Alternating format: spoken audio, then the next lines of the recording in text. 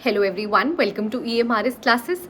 आइए आज अपने इस वीडियो में हम बात करते हैं एक बहुत इम्पॉर्टेंट क्वेश्चन के बारे में। मैं जब अपने सारे वीडियोस देख रही थी उसमें एक क्वेश्चन है जो कि 3-4 लोगों ने पूछा है अलग अलग वीडियोस में, और ये क्वेश्चन मुझे काफ़ी ज़्यादा इम्पॉर्टेंट लगा। लोगों ने ये पूछा है कि मैम आप बस हमें इतना बता दीजिए कि 2024 में एग्ज़ाम होगा या नहीं होगा। आप प्लीज़ समझिए क्वेश्चन को। वो ये नहीं कहना चाह रहे कि नोटिफिकेशन कब निकलेगी या फिर मैम नोटिफिकेशन निकलेगी या नहीं निकलेगी। वो ये जानना चाह रहे हैं कि मैम 2024 में एग्ज़ाम होगा या नहीं होगा।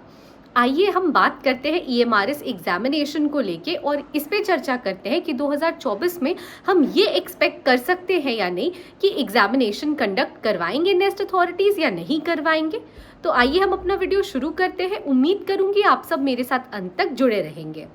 देखिए, सबसे पहले तो मैं बता दूं कि जब 38,000 वैकेंसीज निकलने की बात हुई थी तब मिनिस्ट्री ऑफ ट्राइबल अफेयर्स ने ये भी बताया था कि 3 साल में ये जो कि है 3 साल में ये वैकेंसीज को 38,000 पोस्ट को जो कि भरा जाएगा।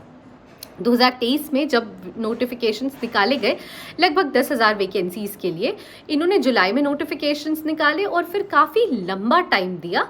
कम से कम 4 से 5 महीने आप देख लो कि समय था जुलाई से लेके जब एग्ज़ाम कंडक्ट हुआ।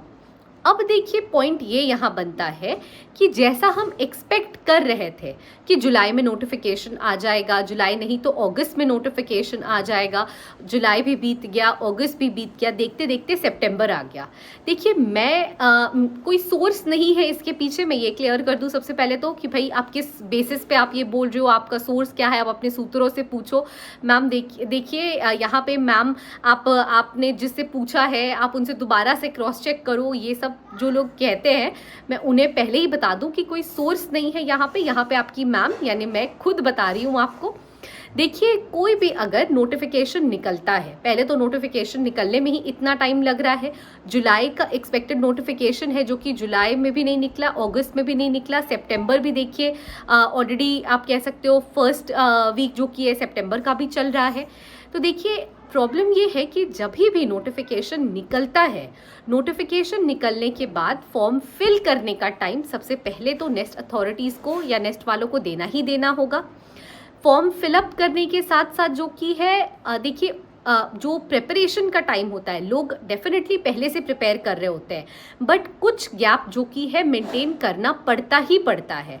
तो देखिए, मेरे अकॉर्डिंग मेरा मानना ये है कि अगर इन लोगों ने, जैसे जुलाई था, जुलाई में इन लोगों ने नहीं निकाला है ये जो नोटिफिकेशन है, वो वैसे ही इन लोगों ने अगस्त में भी नोटिफिकेशन नहीं निकाला है। अगर ये लोग सितंबर में भी नोटिफिकेशन नहीं निकालते हैं तो इस साल के अंत तक नोटिफिकेशन तो फॉर श्योर निकलेगी, क्योंकि इन्हें देखिए सीट्स भरनी है। और नोटिफिकेशन जो कि पिछले बार से, ये भी मैं बता दूं कि जो आप कह सकते हो पिछले बार लगभग 10,000 सीट्स थे तो उससे प्लस में ही वैकेंसीज निकलेगी, ये बात भी सच्चाई है।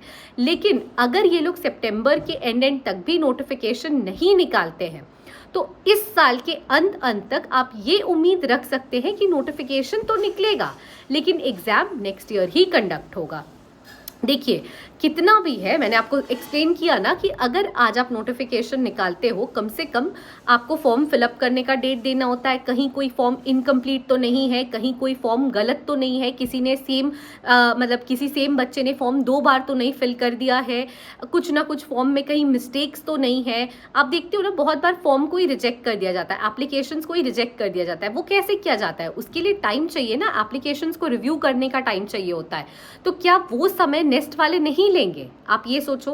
पहली चीज, थोड़ा सा प्रिपरेशन का टाइम भी उन्हें देना होगा। बच्चे कभी से भी प्रिपेयर करें, दैट इज इररिस्पेक्टिव, लेकिन नेस्ट को भी प्रिपरेशन का टाइम देना होगा। जब से उन्होंने नोटिफिकेशन निकाला है उस समय से लेके कुछ समय प्रिपरेशन के लिए देना होगा, वो भी बहुत ज़रूरी है।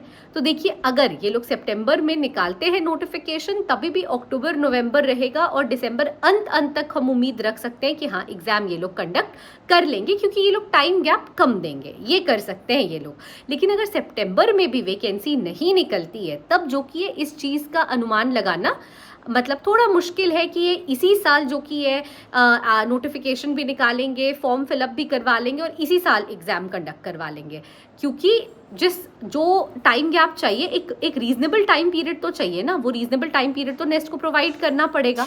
तो अगर ये लोग सितंबर में नहीं निकालेंगे नोटिफिकेशंस, तब हम उम्मीद कर सकते हैं कि भाई ये लोग अंत तक इस साल के नोटिफिकेशन तो निकाल देंगे, लेकिन ये लोग एग्जाम नेक्स्ट ईयर ही कंडक्ट कराएंगे। हाँ, अगर सितंबर के अंत तक ये लोग नोटिफिकेशन निकाल देते हैं तो टाइम गैप थोड़ा कम रहेगा, लेकिन टाइम गैप कम करके ये लोग जो कि दिसंबर के अंत तक एग्जाम कंडक्ट करवा सकते हैं। हो सकता है पेपर्स एक्सटेंड करके जैन फर्स्ट वीक तक चले जाए, ऐसा भी हो सकता है।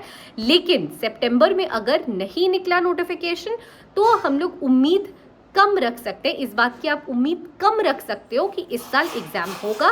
मैं फिर बता दूं, कोई स्पेसिफिक सोर्स नहीं है, ये एक जनरल आप कह सकते हो सजेशन है, एक जनरल डिस्कशन का टॉपिक था जो कि लोगों ने मुझसे पूछा है। मैं अपने पॉइंट ऑफ व्यू से जो कि है इसे आंसर कर रही हूँ, जो मुझे सही लग रहा है, जो जनरल एग्जाम का पैटर्न फॉलो किया जाता है उसे ध्यान में रखते हुए, मैं जो कि है टाइम गैप्स को जो मेंटेन किया जाता है उसे ध्यान में रखते हुए मैं ये आंसर कर रही हूँ। ठीक है, तो आई होप कि मैंने आपके क्वेश्चन का जवाब दे दिया कि इस साल एग्जाम होगा या नहीं होगा। अगर सितंबर के अंत तक नोटिफिकेशन निकल गया तो उम्मीद रख सकते हैं हम कि दिसंबर एंड तक, जो कि थोड़ा शायद जैन एक्सटेंड कर जाए, जैन फर्स्ट वीक तक चल के एग्जाम ये लोग करवा देंगे। और अगर सितंबर में नोटिफिकेशन नहीं निकला तो आप पूरी उम्मीद रखिए कि अगले साल ही जो कि इसका एग्जाम कंडक्ट कराया जाएगा। लेकिन हाँ, ये भी है कि वैकेंसीज जो पहले निकली थी उससे जो कि ज़्यादा निकलेगी। Thank you so much for watching the video till the end. Please stay tuned to EMRS classes and please do like, share and subscribe our channel. Thank you.